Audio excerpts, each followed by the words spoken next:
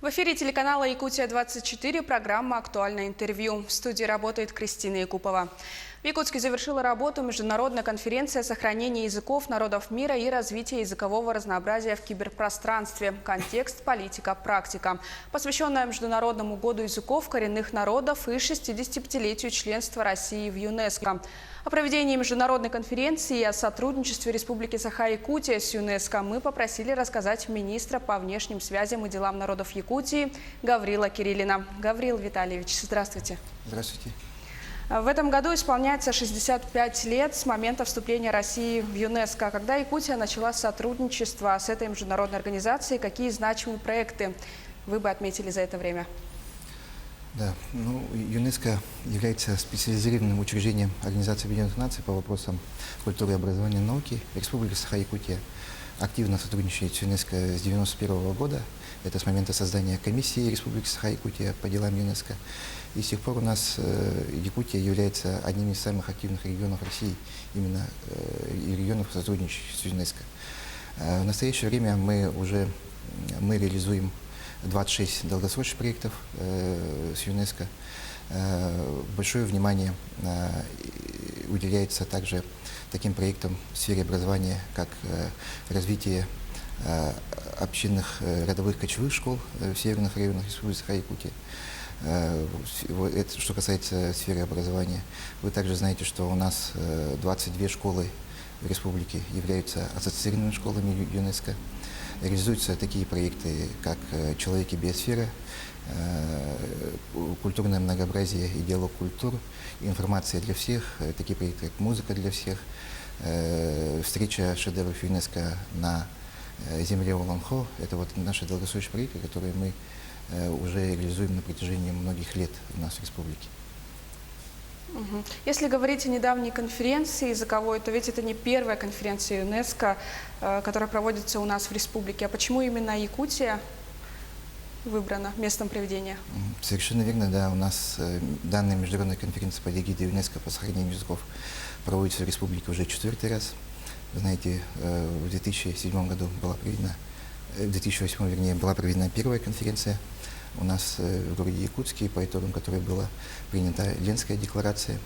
В 2011 вторая конференция и в 2014 третья конференция. И вот сейчас, в 2019 проведена четвертая конференция, основной целью которых, конечно, является привлечение глобального внимания к тем рискам, которые существуют именно в вопросах сохранения национальной культуры и родных языков. Почему именно Якутия была выбрана местом проведения конференции? По признанию самих участников, организаторов конференции, Якутия является, наверное, наиболее одним из активных регионов, где реализуется политика именно по сохранению, поддержке и развитию языков, в том числе и коренных малочисленных народов Севера. И в этом плане, конечно, опыт Якутии очень полезен для ЮНЕСКО. Это везде отмечается на всех площадках, где участвует республика и где проводятся подобного рода конференции. Они в мире проводятся, таких конференций именно по сохранению языков очень много. Везде отмечается именно вклад, опыт нашей республики именно в вопросах сохранения родных языков, формирования государственной национальной языковой политики. А каковы главные итоги конференции? Как ЮНЕСКО будет содействовать сохранению языков, в том числе малочисленных народов Севера? В этом году у нас в конференции приняло рекордное количество стран. Если мы на прошлой конференции в 2014 году у нас было 45 стран-участников, в этом году у нас приняло участие более 160 экспертов из 63 стран мира. Приехали и участвовали в конференции видные эксперты с мировым именем, да, такие как председатель Межправительственного совета программы ЮНЕСКО «Информация всех» Дороти Гордон, профессор Индийского национального института восточных языков и культур Анурада Каниганти, заведующий кафедрой ЮНЕСКО по развитию технологий в сфере сохранения языков Желан Мюллер де Оливера и другие известные ученые эксперты. Да. И, конечно, они работали у нас в течение 4 дней на 8 секциях. И по итогам работы конференции они разработали проект резолюции, именно призывающей все страны мира вести политику именно по сохранению национальной культуры, языков. И эта резолюция, мы сейчас ее активно обсуждаем. В течение недели-двух мы ее будем еще рассматривать и улучшать. И уже примем на заседании ЮНЕСКО примем эту декларацию, якутскую, так называемая якутская декларация, которая ляжет в основу научных изучений, исследований именно вот в сфере формирования международной языковой политики. А насколько активно ЮНЕСКО сотрудничает с другими регионами России и в каком ряду стоит Якутия по количеству совместных проектов? Ну, мы, как я уже сказал, уже почти 30 лет сотрудничаем с ЮНЕСКО, являемся одним из самых активных регионов в этом плане. И по признанию вот самих и руководства ЮНЕСКО, представителей ЮНЕСКО, Якутия является самым активным регионом в России. Именно вот по реализации и продвижению тех проектов в сфере науки, культуры и образования. Ну и, конечно же, активные регионы всегда были у нас и Татарстан, Башкортостан. Да, это вот те регионы, вот, наверное, которые наиболее активно работают с ЮНЕСКО, продвигают и реализуют различные проекты. Помимо реализации языковой политики, в каких областях еще Якутия взаимодействует с ЮНЕСКО? Ну, вы знаете, у нас в 2012 году наш природный парк Ленские столбы был включен в список всемирного наследия. Это, то есть, была признана научная ценность этого объекта, историческая ценность объекта, который берет начало с кембрийского периода. Да? И, конечно же, мы приняли обширный план мероприятий по дальнейшему развитию нашего парка, природного парка Ленские столбы. В этом плане мы, конечно же, будем и дальше сотрудничать, реализовать тот план, который мы приняли в совместном коммюнике с ЮНЕСКО от 2017 года. Ну, кроме этого, мы также уже договорились с руководством ЮНЕСКО. У нас, кстати, на конференции принял участие заместитель генерального директора ЮНЕСКО господин Моис Шакшук.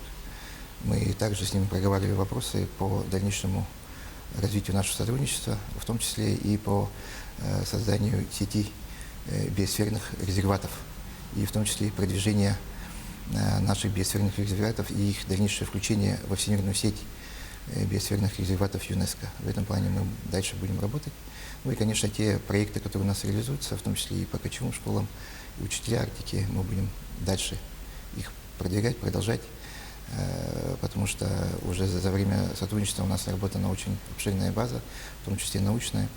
И эти проекты, конечно, представляют ценность не только для нас и для нашей страны, но и для всего мирового сообщества.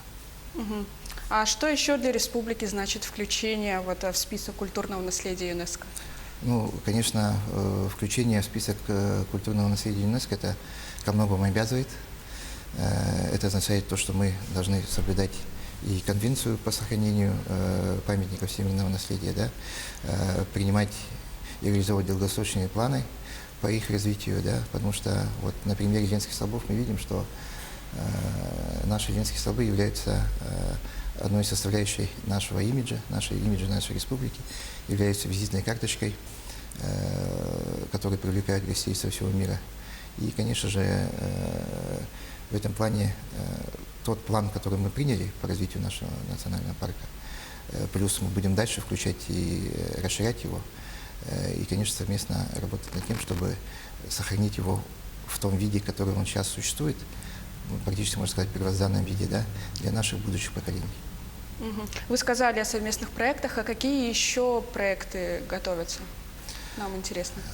Ну вот я уже говорил про вот большой проект у нас будет по созданию биосферных резерватов на территории республики.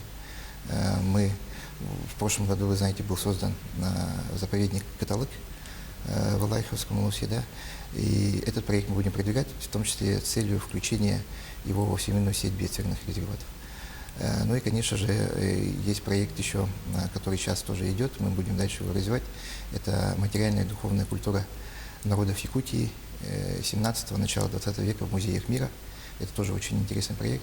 Мы собираем всю информацию о тех экспонатах, о каких-то те же вот элементы утвари домашней, да, якутской, не только якутского народа, но и наших коренных малочисленных народов, да, которые существуют и экспонируются в музеях мира, практически по всему миру, в больших, самых крупных музеях, таких как вот музеях в Нью-Йорке, в Берлине, в Лондоне. Они существуют, были вывезены в разное время, начиная с 17 века, и мы этот проект реализуем и будем дальше выпускать и публикации, и книги на этот счет. И также по нашему якутскому героическому эпосу «Аланхо» также будем дальше продолжать совместную работу с ЮНЕСКО, потому что, вы знаете, «Аланхо» в 2006 году было признано шедевром устного нематериального творчества человечества, в том числе и будем продолжать работу по переводу нашего героического эпоса на языки мира.